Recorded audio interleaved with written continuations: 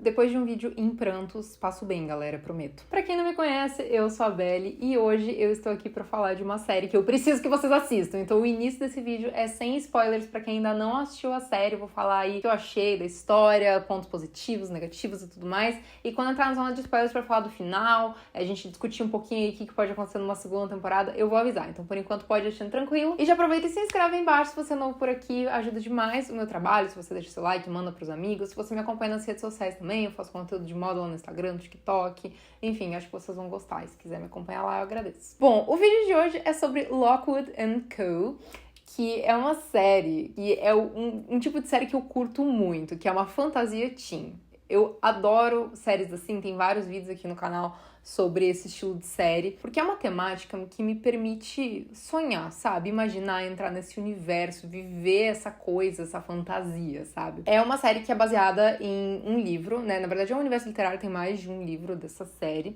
E basicamente conta a história de um grupo de jovens que caça fantasmas. Ai, gente, eu adoro histórias de fantasmas. É muito legal porque, assim, primeiro que se passa em Londres, né? E tem toda uma história construída de cada personagem. A gente primeiro conhece a Lucy, que ela sempre teve essas habilidades especiais de se comunicar com os fantasmas, né? Só que ela não consegue... Tá tendo o jogo do Palmeiras e do Flamengo. E daí a galera tá gritando aqui em volta, né? Os palmeirenses estão afoitos. A gente tem toda uma construção de cada personagem, né? A gente conhece primeiro a Lucy, que ela sempre teve essa habilidade de se comunicar com os mortos, mas ela não consegue conversar com eles, ela escuta eles, ela é uma listener, né? Ela escuta eles, ela tem a habilidade de ouvir os espíritos, e isso é uma habilidade rara, poucos jovens conseguem fazer isso, né? Eles vivem num universo ali da série, que assim, é uma vida normal, assim, que nem a minha e a sua, mas eles vivem num universo onde é comum existirem essas agências de caça-fantasmas, assim, né? Claro que existem no nosso mundo isso, só que nesse universo da série é bem recorrente, assim, eles têm um departamento do governo que cuida dessas agências e tudo mais. Então, assim, é uma coisa, assim, existir esses caça-fantasmas, né? Eles são pessoas que têm um certo prestígio na sociedade, né? Eles dão entrevistas na TV e tudo mais. Então, assim, não é uma coisa que nem o pessoal de Invocação do Mal, assim, que é um negócio com rituais, não sei mais o que. Mas eles são ali uma vibe meio, assim, lutam com espadas e daí eles fazem uso de algumas armas que faz com que eles contenham ali esses espíritos, né? Porque normalmente eles são contratados por pessoas para tirarem espíritos malignos ou não de alguma casa, né? Espíritos que estão incomodando em alguma casa.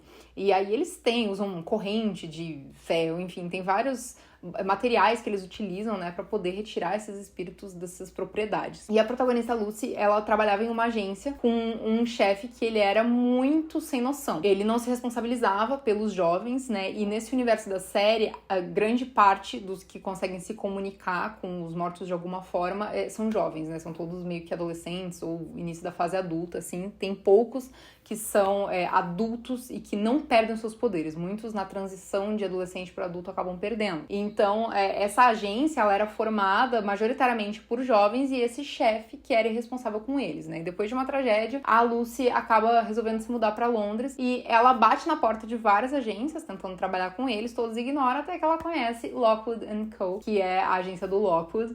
E ele também é um jovem, assim, e ele trabalha junto com o George, que é o outro garoto que faz parte aí do universo da série. Então a Lucy se junta a Lockwood & Co. e eles começam a trabalhar ali em alguns casos e, enfim, a gente vai acompanhando essa jornada deles. E o Lockwood, ele consegue enxergar, né, os fantasmas, assim, ele consegue ver o resto de ectoplasma, ele tem a habilidade dele na visão, a Lucy tem a habilidade dela na audição, né, e o George, ele trabalha mais, assim, na área de pesquisa, assim, ele faz a pesquisa do local, de quem que foram esses possíveis fantasmas e tudo mais. E logo no início da série, a gente se depara com uma história. Conforme a série vai avançando, a gente acha, nossa, cada episódio eles vão derrotar um fantasma. E a série é meio que sim e não, sabe? Porque sim, cada episódio eles meio que têm ali um serviço pra fazer, só que todos eles estão interligados entre si. É uma série que ela é de mistério, investigação, só que ela também é de fantasia, né? A gente vê esses fantasmas e tudo mais. Eu vou ser bem sincera, o CGI da série não é tão bom, mas ele também não é horrível. Tipo, ele não é bom nível Lock and Key, que Lock and Key tem um CGI muito bom. Eu tô dando de exemplo essa coisa que tem fantasma e tal. Acho que Lock and Key é uma série que se aproxima meio que estilo visual, assim. Lock and Key tem um CGI melhor. Mas não é ruim que nem First Kill, por exemplo. Tipo, o First Kill é muito pior. Então, assim, é uma série que tá ali no meio termo. Eu acredito que se ela for renovada, eles vão melhorar isso, assim. Mas como a série traz muitas questões, assim, históricas, da importância de cada elemento e da presença de cada um deles, e a construção de cada personagem, a interação entre os três. A série traz muita coisa, sabe? Ela não é o foco só os fantasmas o tempo inteiro, e não fica o tempo inteiro aparecendo esses fantasmas. Inclusive, quando é utilizado o CGI de fumaça, é bem melhor, sabe? O maior problema do CGI é o CGI de fantasma, assim, que é um ectoplasma meio dourado, assim, que aparece em poucos episódios e por pouco tempo, mas eu acho que esse é o pior CGI da série, assim, porque os fantasmas de fumaça são bem feitos. Então, assim, eu, sendo bem sincera, eu me diverti tanto assistindo a série, eu me imergi tanto na história, que eu diria que esse é o maior, assim, probleminha, assim. Mas só que, cara, você tem que levar em conta também que é uma série que não tem tanto orçamento assim. E como eu já falei, gente, não é escroto, sabe? Não é um troço completamente zoado. Ele só não é tanta qualidade quanto poderia ter, né? Mas daí tem que ver qual que é o orçamento da série pra eu poder fazer alguma coisa melhor. Mas, de verdade, assim, Lockwood & Co. é uma série que explora essa questão de ser um jovem diferente, sabe? Porque eles são diferentes, eles têm ali o seu certo deslocado ali da sociedade, eles têm essa ausência ali da presença paterna e materna, e ao mesmo tempo eles têm também uma certa rivalidade com outras agências, tem agências super estabelecidas, super fortes, que tentam recrutar eles, enfim. Então, é uma série que fala muito sobre a individualidade de cada um, mas que ao mesmo tempo ela trata essas questões ali de mistério, de investigação, fantasmas, paranormal. Então, assim, é quase um Ghostbusters para adolescentes. A classificação da série é de 12 anos, mas eu acho que ela tinha que ser um pouquinho maior. Acho que, tipo, tinha que ser uns 14, porque tem umas cenas, assim, um pouco mais pesadas para 12 anos, assim. Mas... Cara, pra mim é uma série que entretém tanto o adolescente quanto o adulto, assim. Eu curti a história, eu não li o livro original, não sei se rola tudo que rolou na série no livro. Eu vi até no Twitter uma outra pessoa comentando, assim, porque eu joguei na busca do Twitter, tipo, o nome da série pra ver se tinha gente falando, que se a galera tava gostando e tal. E eu vi que tem gente que leu o livro e que falou, nossa, a cena do colar. Não vou dar spoiler do que é, porque ainda estamos na parte sem spoilers. Mas falaram como se, tipo, tem no livro essa cena. Então eu imagino que eles tenham tirado realmente algumas cenas do livro. E eu espero que a série tenha agradado aos fãs, né, do livro, porque eu, como uma pessoa que não conhecia a obra original, eu nem sabia que era adaptada de um livro, eu descobri depois de assistir. Eu gostei muito da série, assim. Eu me diverti bastante e eu tô aqui fazendo esse vídeo e essa parte sem spoilers pra pedir pra vocês assistirem essa série, porque eu quero muito uma segunda temporada. Ela terminou, assim, num cliffhanger e é uma série que eu acredito que ela merece uma renovação. Os atores estão muito bem, assim, eles fazem muito bem os seus papéis. Eu quero saber mais da história desses personagens. Eu quero ver mais interação entre esses personagens e onde essa segunda temporada pode levar, porque termina ali, tem um cliffhanger nos deixa bem curiosos porque que pode acontecer numa segunda temporada. E dá pra ver que é uma série que foi feita com carinho, assim. Eu gosto muito da atmosfera dela, como eu falei, ela tem uma vibe meio Lock and Key, uma coisa meio com Sherlock Holmes, assim, que é uma investigação em Londres, né?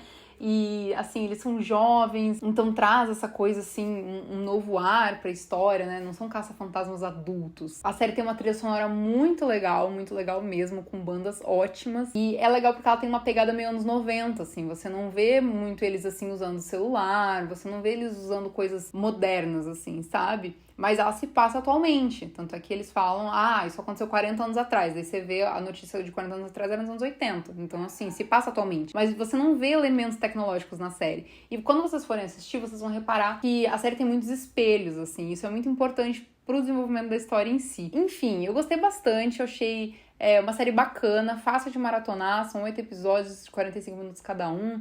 E com personagens cativantes, assim, eu amei o Lockwood, eu gosto desses personagens meio introspectivos, assim, que tem um segredo ali guardado. E gosto muito também da Lucy, o George é um amor.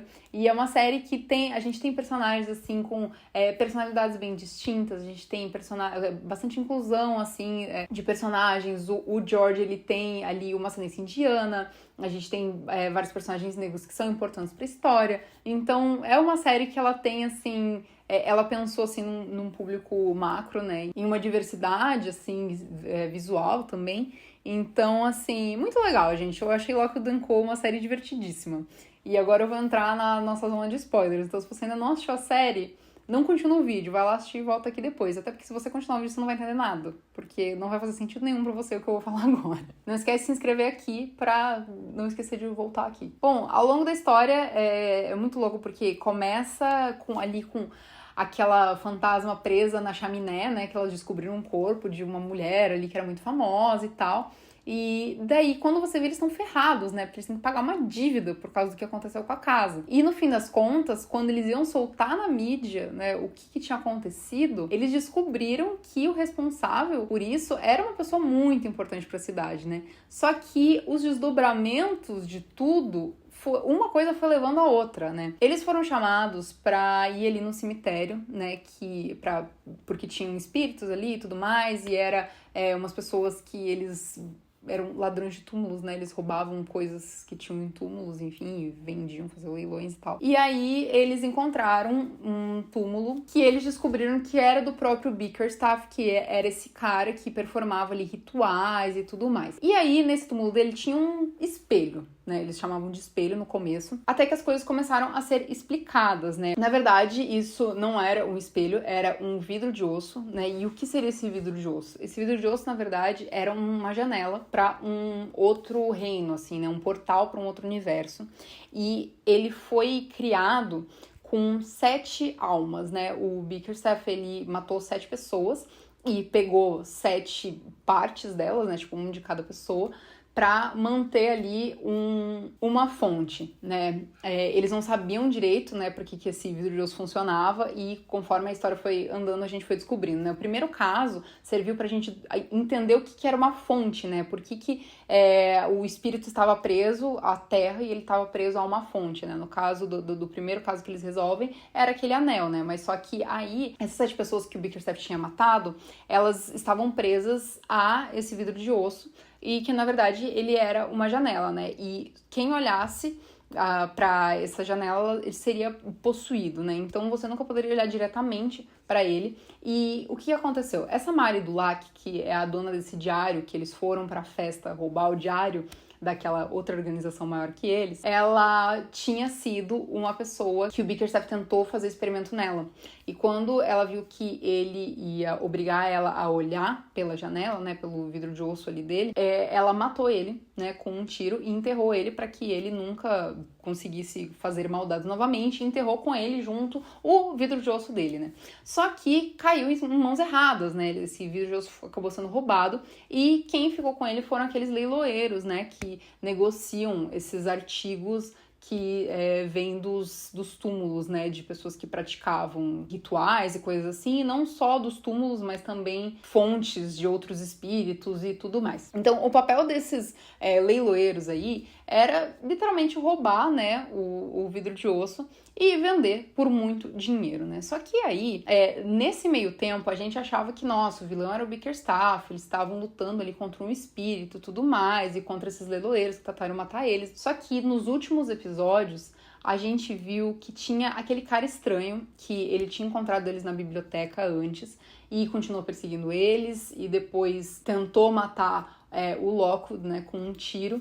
E a gente ficava, gente, quem que é esse cara, né? Eles estavam chamando ele de espada dourada ou espada de ouro, como vocês preferirem. E esse cara, a gente não sabia a motivação dele, né? Tipo, por que ele tava fazendo isso? Com quem que ele era ligado? E no começo eles achavam que ele era do departamento, né, superior ali dos investigadores, mas ele não era. E aí, no final, a gente descobriu que palmeirenses estão felizes. E aí, no final, a gente descobriu que ele tinha ligação com a Penelope Fights, né? Que é a chefe ali, né? A presidente, a líder desse outro grupo, essa outra organização de caçadores de fantasmas ali, né? E ele sabe alguma coisa, né? Porque ele chegou pro Lockwood e falou dos pais dele. Então, ele conhece de alguma forma os pais dele. Será que ele que matou os pais do Lockwood? A gente não sabe ao certo o que aconteceu com os pais do Lockwood, né? E o final da primeira temporada terminou nesse cliffhanger bizarro, assim, porque a gente viu que o George ele foi enganado pela amiga dele. Cara, quando o George não foi na Deep Rock, eu falei, cara, Deep Rock é a organização, né? Eles botaram outra sigla em português, mas eu não lembro qual que é, mas é a organização superior ali. De qualquer forma, quando o George não entrou lá e ligou pra aquela Joplin, eu fiquei, mano, Não é possível que ele vai ser tonto nesse ponto. Aí, ele ia ser usado, né, como cobaia dela ali pra descobrir o que era aquele vidro de osso e pra conseguir, né, intensificar as pesquisas dela e tudo mais. Só que depois deles conseguirem ele derrotar ela e quebrar o vidro de osso e tudo mais, teve essa cena final desse espada de ouro aí entrando no carro da Penelope Fights. E aí você fica, meu Deus do céu, o que tá acontecendo? O que ela sabe? O que ele tem a ver com os pais do Lockwood? Será que ele matou os pais do Lockwood? Será que é por isso que o Lockwood tem uma certa rivalidade ali com essas outras empresas? Será que os pais do Lockwood também tinham uma companhia de caça-fantasmas e eles acabaram morrendo por causa de alguma missão? Será que os pais do Lockwood trabalhavam pra essa Fights, tipo, pra agência, sei lá, dos pais dela, porque ela é bem jovem ainda, né? De repente ela teria a idade dos pais dele, mas enfim, de repente eles eram sócios dela. Ela traiu eles e o Lockwood não sabe. Pelo que o Lockwood deu a entender, ele perdeu os pais bem novinho, né? Então a gente não sabe qual que é a ligação dela, desse cara da espada, com o Lockwood, né? Será que os pais dele eram sócios dela e daí ela deixou eles morrer e o Lockwood não sabe? Enfim, tem muitas coisas a serem respondidas. Se você ler o livro, por favor, não dê spoiler. Se você for dar spoiler, comenta escrito spoiler em cima, porque meus vídeos de The Last of Us, as pessoas são umas abusadas do caralho que ficam comentando spoiler sem avisar. Ódio, enfim. E também tem a questão do quarto secreto, gente. O que tem nesse quarto secreto do Lockwood? Não sai da minha cabeça que ele tem o corpo dos pais dele lá. Eu não sei por que eu acho isso. Pode ser uma bizarrice, né, eu pensar isso, pode ser que não tenha nada a ver, mas eu não sei por que eu acho que tem assim, tem alguma coisa a ver com os pais dele, mas eu acho que tem, sei lá, o corpo dos pais dele, ou alguma relíquia a ver com os pais dele, não sei. Tem alguma coisa lá que eu queria muito saber o que é, eu tô muito curiosa. E o Lockwood tava abrindo, né, essa porta pra eles. Só que a gente não sabe o que é, porque a série acabou, né? E além de tudo, pra essa segunda temporada, ficou aberto esse romance entre o Lockwood e a Lucy. Gente, muito fofinhos os dois, dá pra ver que eles gostam um do outro, assim, aquele romance construído, uma coisa Fred e Larissa do Big Brother. Gente, tipo muito eles, perfeitos. E assim, dá pra ver que eles se gostam, sabe? Mas só que é um negócio aos poucos, construidinho, bonitinho, então muito fofo. Gostaria muito que tivesse uma segunda temporada pra ver eles como um casal também. E além disso tudo, tem a questão de que a gente não se aprofundou tanto no George, né? A gente sabe um pouco da história dele, sabe que ele tinha vários irmãos, que eram engenheiros e tudo mais, e que ele era o deslocado da família. E também a gente não sabe sobre a amiga da Lucy, né? Que ficou lá na cidade natal dela, que ela tava ali naquele estado de hipnotizada, né, pelo espírito e tal, só que ela até agora não levantou, a gente não sabe se ela vai levantar, se de repente a Lucy vai descobrir alguma forma de fazer ela acordar. Seria muito legal a gente ter aí um desfecho de alguma coisa relacionado a isso. Achei a série super divertida, é muito legal porque, se você reparar, eu falei na parte sem spoilers, né, a série tem muitos espelhos, né, e como espelho é um elemento importante pra série, né, primeiro que espelho sempre foi tido como um portal para outro mundo, né? Sempre tem esse estigma, né, de que o espelho seria um portal para outra dimensão. Isso é o que é retratado, né, na série, né? Porque esse vidro de osso, ele não era só um espelho, ele era um portal para outra dimensão, de fato. Então, se vocês separarem na série, ela tem muitas cenas onde eles estão conversando através do espelho, assim, né? Tem um personagem aparecendo aqui, de costas, e daí você vê outro com a câmera focada no espelho. Eles fazem muito uso desse jogo de câmera de espelho, muito mesmo, assim, em todos os episódios eu vi. E eu entendi que foi uma opção da direção utilizar muito dos espelhos pra contar essa história, sabe? Então, alguns espelhos são mais sujos, outros são mais limpos.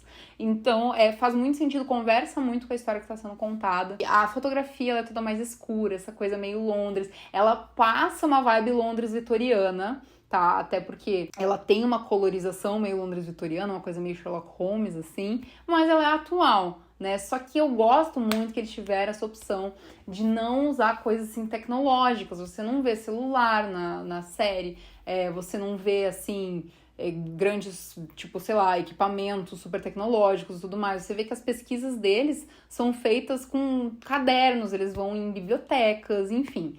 Achei legal essa opção, acho que traz um tom também vitoriano pra série. Gostei muito, achei divertida, achei uma série que foi feita com carinho, assim, e achei a atuação deles ótima também. Então é uma série que pegou bastante, assim, curti. Aliás, uma cena que eu achei muito bonita foi da chuva de sal, quando eles vão naquela festa, né, dos 50 anos da Fights, e o Lockwood, ele aperta um botão, achei que ia cair água, não cai água, cai uma chuva de sal. achei incrível, porque dá um efeito lindo, parecia que estavam caindo cristais, assim. Então, de verdade, uma das cenas que me surpreendeu, eu nunca esperei uma cena como essa nessa série. Achei uma das cenas mais legais, assim, que eu vi, assim, com um efeito mais legal. Achei criativo e bom, assim, de assistir. Tô muito curiosa pra saber quem vão ser os vilões da próxima temporada. Eu quero muito ver eles caçando mais fantasmas. Gosto muito. Aquele episódio da mansão é muito legal mesmo, assim. Inclusive o CGI do sangue caindo do teto, bem legal, sabe? Então, assim, como eu falei, na parte sem spoilers, tem partes boas, né, do CGI. Mas, enfim, comentem embaixo o que vocês acharam de Lockwood & Co. Achei super divertida. E um beijo pra vocês e até a próxima.